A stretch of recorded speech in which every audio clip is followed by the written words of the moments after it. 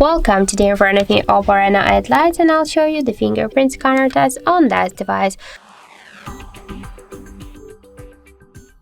So I set up my fingerprint here to the sensor a couple of minutes ago, and now I'll make a couple of tries to unlock the device with my fingerprint, and we'll see how fast this feature is and does it works. So let's start.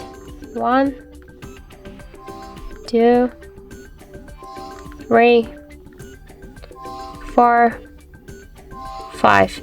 So as you can see, that works so fast here, so we can unlock the device just less than in 1 second. But just you should not simply touch the sensor, you should hold for a while the sensor to unlock the device, because if you'll make it so fast, there is no chance just to unlock it. So I just suggest you to try it. For example, if you don't like the passcodes or pin codes, but be careful because the fingerprint scanner is less secure than the passcode, pin codes or patterns. So that's it. Thank you for watching, and if you find this video helpful, don't forget to leave a like, comment and to subscribe our channel.